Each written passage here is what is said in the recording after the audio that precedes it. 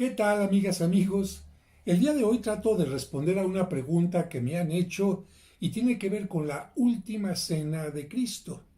¿Qué es lo que había de alimento en aquella noche? Bueno, precisamente para hablar del tema, voy a ocupar la lectura que nos ofrece el Jueves Santo, que nos habla de cómo tendría que ser la cena de Pascua. Está tomada del libro del Éxodo, capítulo 12, versículos del 1 al 8 y después del 11 al 14. Y dice así: En aquellos días el Señor les dijo a Moisés y a Aarón en tierra de Egipto: Este mes será para ustedes el primero de todos los meses y el principio del año. Quiere decir que a partir de entonces, este mes, este día, iba a ser con lo que comenzara el año judío, porque iba a ser algo tan importante que tendría que ser recordado para siempre. Díganle a toda la comunidad de Israel: el día 10 de este mes tomará cada uno un cordero por familia, uno por casa. Si la familia es demasiado pequeña para comérselo, que se junte con los vecinos y elija un cordero adecuado al número de personas y a la cantidad que cada cual pueda comer. Será un animal sin defecto, lo recalco, macho, de un año, cordero o cabrito. Lo guardarán hasta el día 14 del mes, cuando toda la comunidad de los hijos de Israel lo inmolará, lo sacrificará al atardecer, cordero sin mancha, sacrificado al atardecer. Tomarán la sangre y rociarán las dos jambas y el dintel de la puerta de la casa donde vayan a comer el cordero. Esa noche comerán la carne asada a fuego, comerán panes sin levadura, pan ácimo, y hierbas amargas. Comerán así, con la cintura ceñida, las sandalias en los pies, un bastón en la mano y a toda prisa, porque, es decir, es la Pascua, el paso del Señor. Yo pasaré esa noche por la tierra de Egipto y heriré a todos los primogénitos del país de Egipto, desde los hombres hasta los ganados. Castigaré a todos los dioses de Egipto, yo el Señor. La sangre les servirá de señal en todas las casas donde habitan ustedes. Cuando yo vea la sangre, pasaré de largo y no habrá entre ustedes plaga exterminadora cuando hiera yo la tierra de Egipto.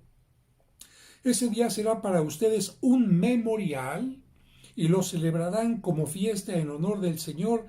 De generación en generación celebrarán esta festividad como institución perpetua. Muy bien. Hecha esta lectura, vamos entonces a ubicarla. Ustedes recordarán, amigos, que el pueblo de Israel estaba preso, de alguna manera, esclavo en Egipto, y aunque Dios le pidió al faraón a través de Moisés que lo dejara salir, el faraón cerró el corazón. Por lo que Dios envió una plaga, otra plaga, y el faraón seguía con el corazón totalmente cerrado. Entonces Dios pensó castigarlo en algo que le doliera mucho. En aquel tiempo, el hijo que más quería cualquier padre de familia era el hijo primogénito varón, el primer hijo de la familia siendo varón. Y Dios le dice a Moisés que aquella noche hará que pase el ángel exterminador y acabe con todos los primogénitos, hijos varones, machos, no solamente humanos, sino también de los animales. De tal manera que Moisés se preocupa y dice, bueno, pero también en casa de los judíos tenemos un hijo primogénito, el varón, ¿y qué es lo que va a pasar? Y Dios le dice, vas a hacer esto, vas a comerte un cordero asado. El cordero, al sacrificarlo, va a tomar el lugar del hijo primogénito. En lugar de que me sacrifiques a tu hijo primogénito, sacrifícame un cordero, pero tiene que ser sin mancha, totalmente puro, sin defecto, y tiene que ser macho. Lo vas a sacrificar al atardecer. ¿Qué vas a hacer con este cordero? Lo vas a desangrar. Los judíos no pueden consumir ningún animal que no se haya desangrado totalmente. ¿Y qué vas a hacer con la sangre? Vas a marcar las partes de la puerta de tu casa para que cuando llegue el momento, el ángel exterminador, cuando vea la sangre, será una señal de que en esa casa no habrá muerte, sino habrá más bien alegría. ¿Cómo te vas a comer este cordero asado? No hervido, no frito, asado. Un cordero asado, y te lo vas a comer también con pan ácimo. ¿Por qué pan ácimo? Especialmente las señoras que hacen pasteles, que hacen tortillas, saben que la levadura es muy importante. Y en aquel tiempo, para que una masa pudiera fermentar, se tardaba bastantes horas para que la levadura actuara. Actualmente basta un poquito de Royal y con esto la levadura empieza a actuar, pero en aquel tiempo no. Si significa que te vas a comer un pan sin levadura, es que lo tienes que hacer ahorita de carrera y comértelo de carrera. ¿Por qué? Porque en la noche pasa el ángel exterminador y esta noche Dios te va a permitir, porque el faraón así lo va a hacer, que salgas y encuentres la libertad. Es decir, hay que comerse deprisa, deprisa esto, hay que comer el pan ácimo y hay que comérselo con hierbas amargas. ¿Para qué las hierbas amargas? Para que te recuerden que eras esclavo en Egipto y que Dios te está dando la libertad. ¿Cómo te lo vas a comer? Con la cintura ceñida, no sentadito. Con la cintura ceñida, ¿por qué? Porque vas ya de salida, con el bastón en la mano. Es decir, una cena de pie y estando ya listo porque esta noche, cuando empiecen a morir los primogénitos, entre ellos el hijo del faraón te va a poder decir, sálganse ya. Y así fue. Precisamente a esta cena se le llamó Pascua, que significa salto o paso, porque pasó Dios por entre el pueblo de Egipto, ocasionando la muerte de los primogénitos. Todos recordamos que Egipto vio con tristeza estas muertes y que el pueblo salió, que pudo cruzar el mar y llegar finalmente al inicio del desierto, donde cruzándolo llegarían después a la tierra prometida. Tenemos ya entonces un mandato. Esta cena la vas a tener que celebrar en memorial perpetuamente.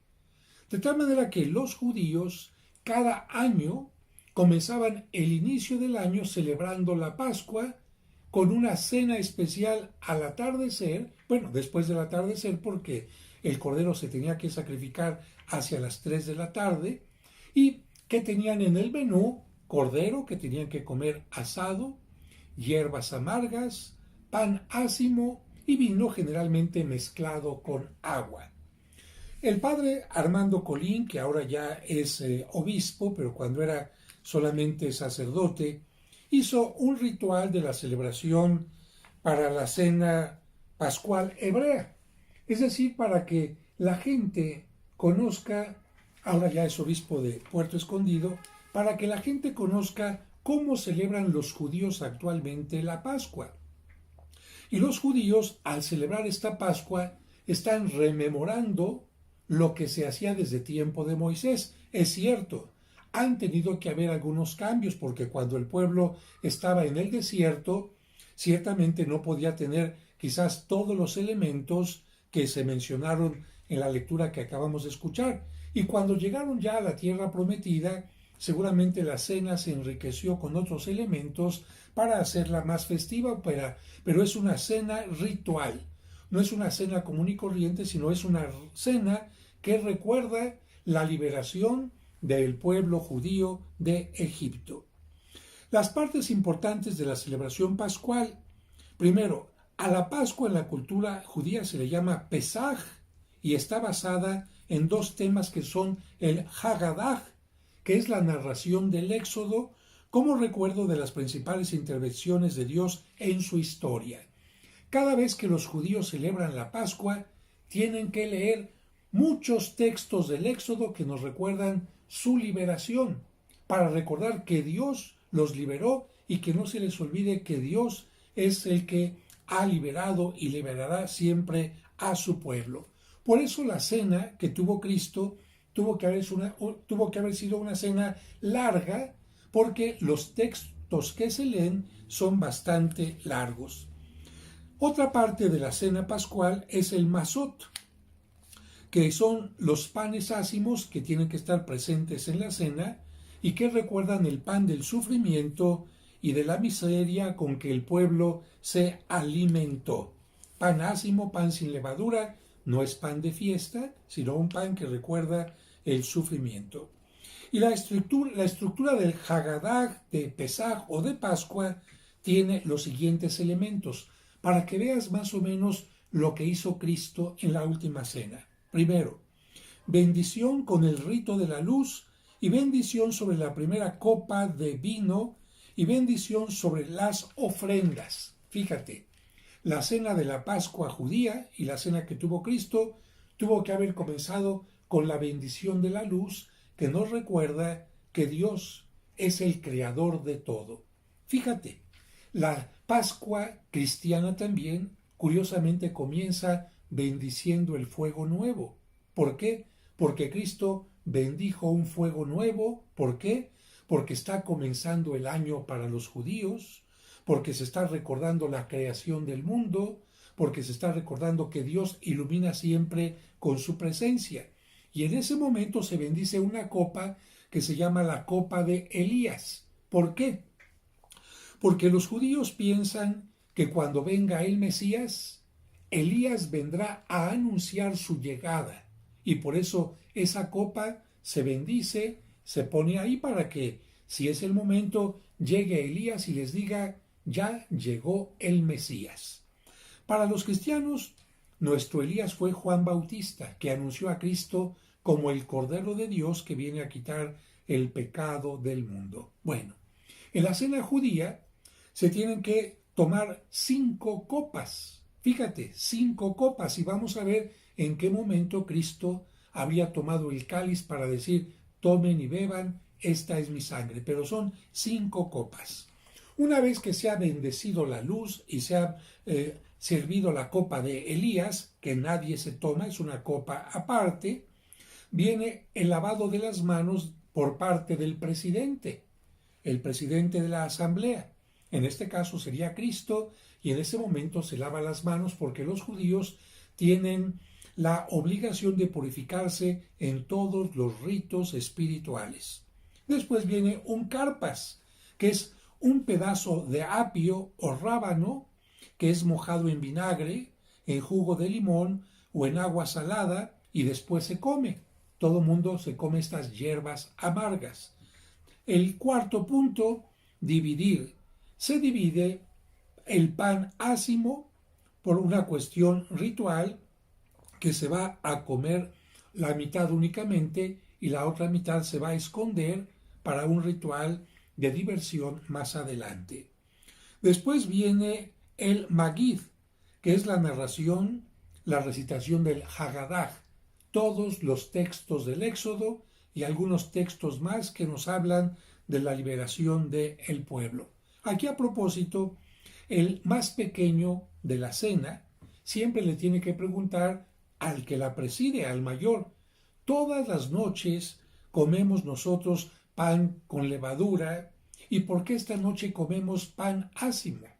Todas las noches nosotros estamos de tal manera, ¿y por qué esta noche estamos haciendo algo extraño? Y precisamente el que está presidiendo la celebración le tiene que contestar al menor lo que es toda la Pascua, y por eso se va leyendo el libro del Éxodo. Generalmente el más pequeño lo sientan junto al mayor para que haga esta pregunta, y esta es la razón por la que se piensa que Juan Evangelista era el que estaba sentado cerca de Cristo, porque era el menor de los apóstoles. Bien, viene a continuación, después del Hagadah, de la recitación de los textos, el Rajatz, lavado de las manos de parte de todos los participantes. Todos los apóstoles se tuvieron que haber levantado y lavarse las manos. Después viene el Motzi o Masaj, que es la bendición de los ácimos. y se distribuye un pedazo del primer ácimo y un pedazo del segundo, porque acuérdate que había varios ácimos, para todos los comensales y se comen los dos pedazos juntos. Viene el número 8, el maror, hierbas amargas, se moja una hoja de lechuga en el jaroshet y se come. Bien, entonces nuevamente hierbas amargas. Después se envuelve el corec, así se llama esta parte, se envuelve una poca de hierba amarga con un pedazo del tercer ácimo, son sumergidos en la vinagre, en el jaroshet, y se comen juntos. Continúa esto ritual. Después viene el sulhan o orek, que es la cena normal. Todo lo anterior era parte de un rito religioso y aquí, después de esto, comienza la cena normal. ¿Qué tendría que haber en la cena normal? Bueno, en la cena normal podría haber, además de los panes ácimos y el vino, el cordero, que cómo se tenía que comer, sin sangre, y cómo, frito, hervido, no, ¿verdad? Tenía que ser asado. Así que la gente se va comiendo el cordero y además de esto podía haber huevos cocidos que significaban también un día de fiesta. Después de que se termina la cena, y fíjate, después de todo esto y la lectura de los textos de la Biblia y además la cena, estamos hablando de un momento que durará por lo menos unas 2 horas o más.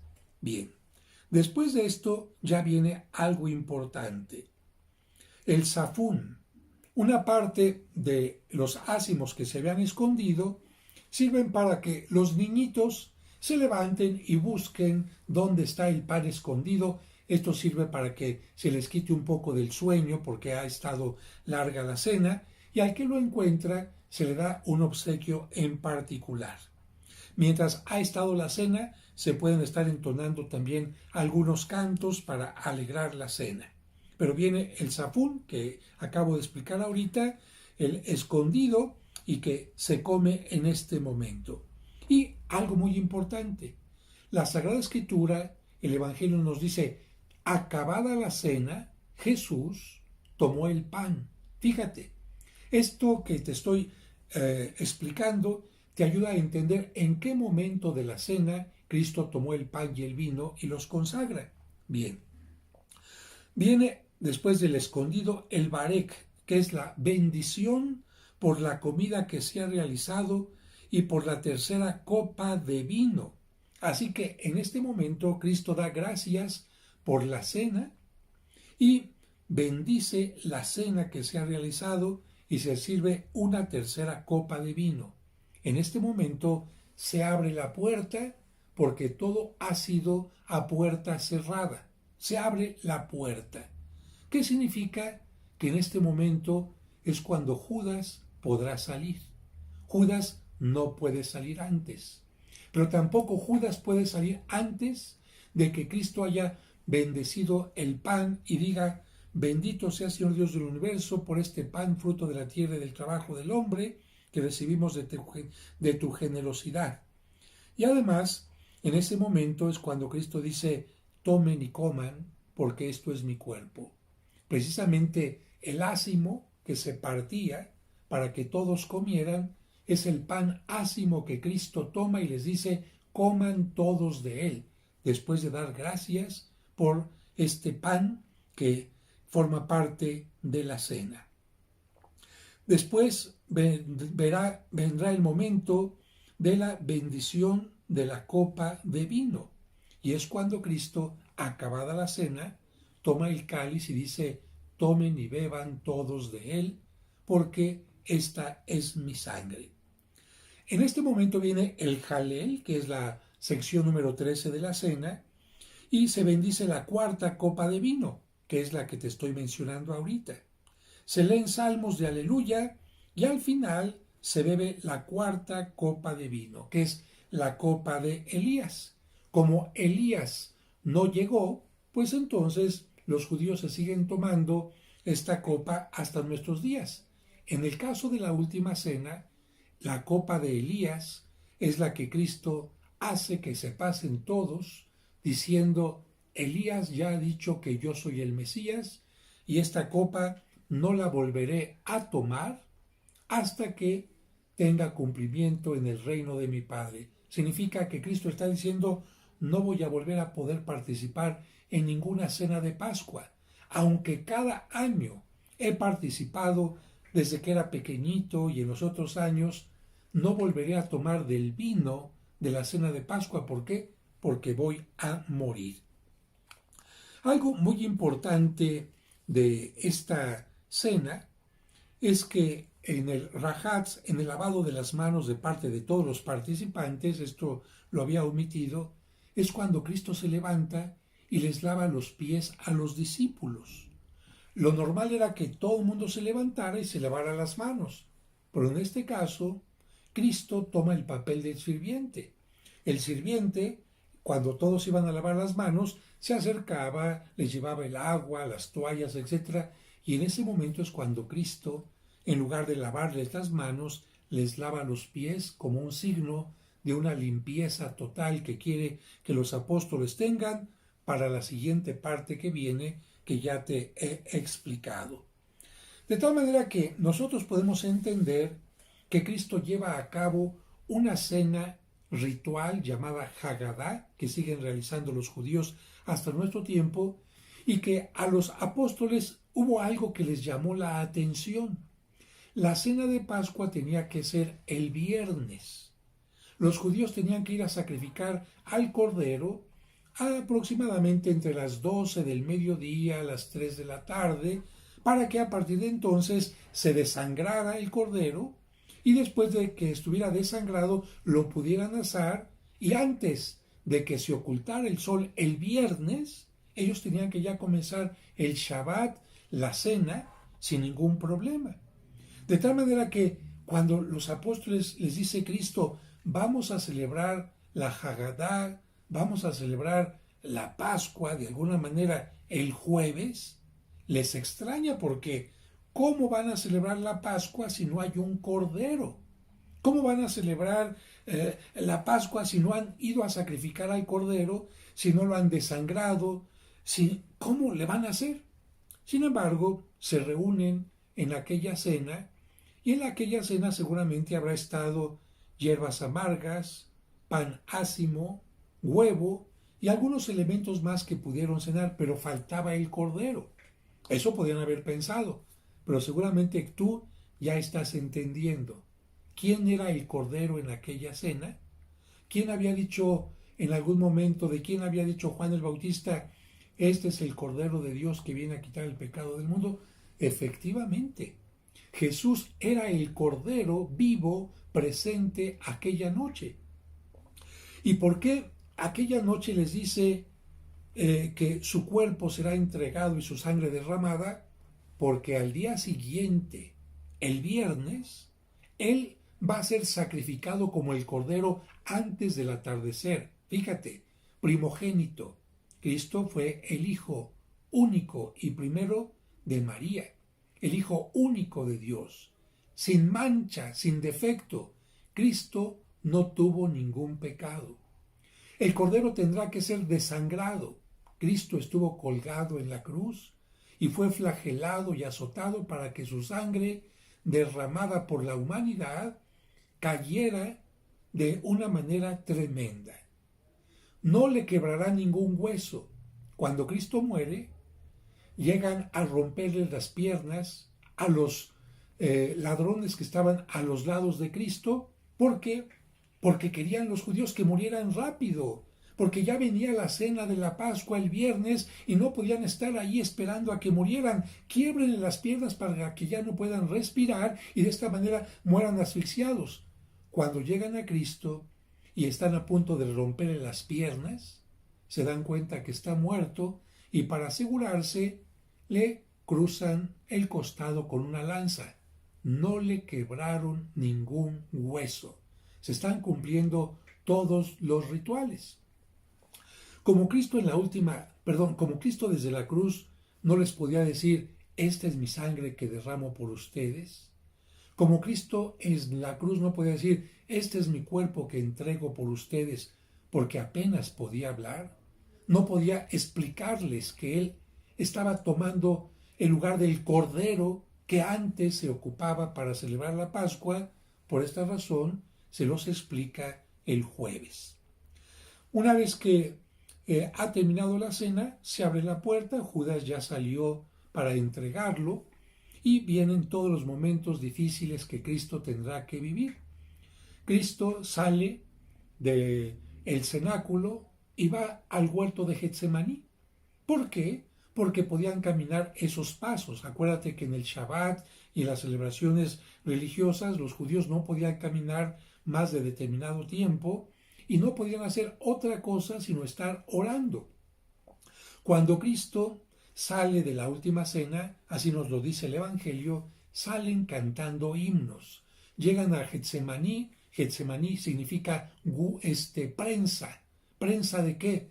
Prensa de olivo, prensa de aceitunas para hacer el aceite. Era un lugar frente a Jerusalén donde estaban los árboles de olivo y había mucha tranquilidad.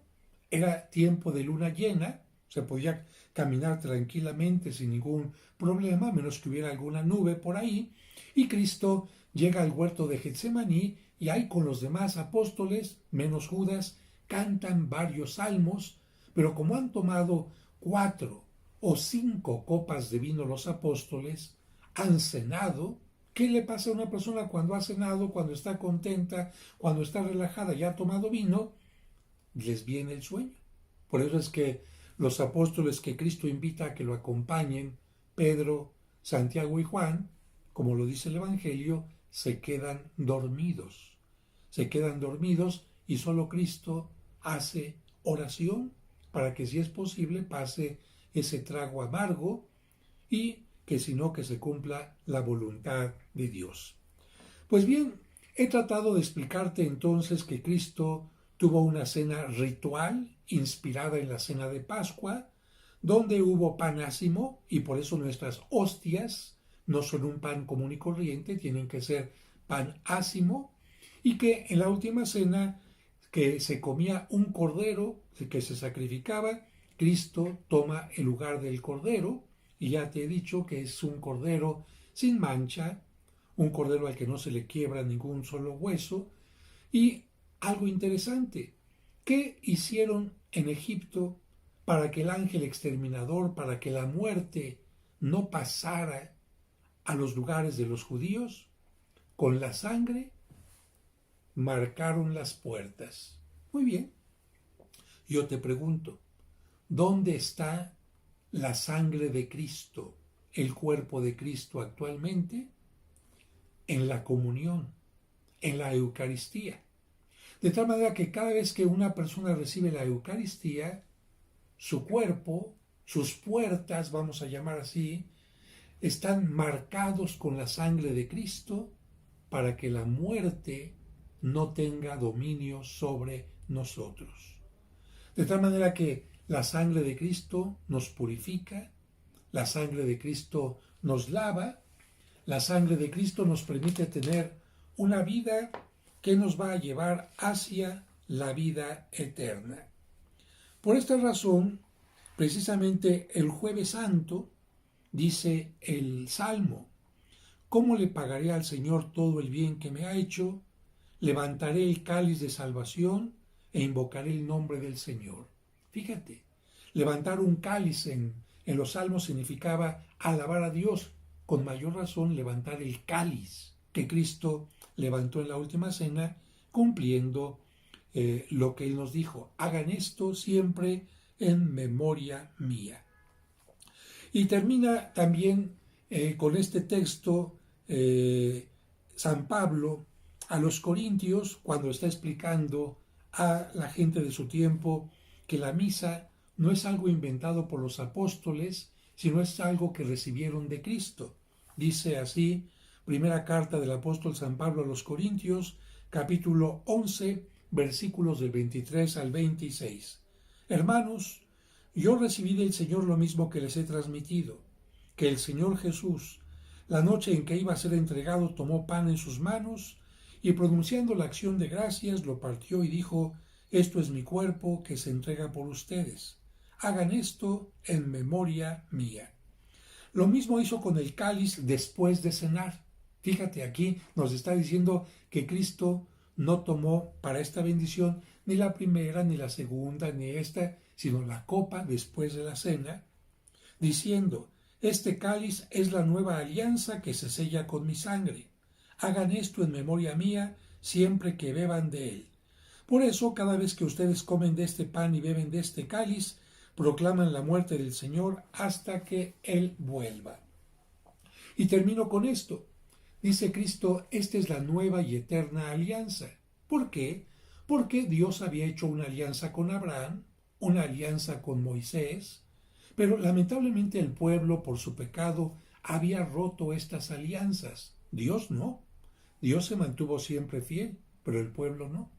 Y por esta razón, Cristo dice: la nueva alianza, la que hace Dios con su Hijo Jesucristo y el pueblo, es una alianza que será para siempre. No necesitamos otros corderos, no necesitamos otros sacrificios, sino solamente el de Cristo. ¿Y por qué celebramos la misa constantemente? Alguien diría: pues entonces celebramos una misa nada más y ya. No, ¿sabes por qué? Porque Dios se mantiene siempre fiel y el sacrificio de Cristo es siempre eficaz, pero nosotros constantemente, quizás de una semana a otra, de un día a otro, quizás rompemos la alianza con Dios. Y por eso, al celebrar la misa constantemente, estamos actualizando el sacrificio de Cristo para que siga actuando en nosotros y nosotros podamos tener la vida eterna. Bueno, es un asunto complicado, no es fácil explicar esto, pero he tratado de hacerlo de la manera más sencilla. Espero que les haya ayudado a entender que la última cena de Cristo fue una cena ritual en la que toma el pan y el vino e instituye la Eucaristía. Si les gustó este video, pues denle me gusta, like, como dicen, compártanlo con aquellos a quienes les pueda interesar, y si no están suscritos a mi canal y quieren que les lleguen todos los demás videos que voy publicando, aquí donde dice suscribirse, pueden poner suscribirse y les estarán llegando en forma automática. Que Dios les bendiga.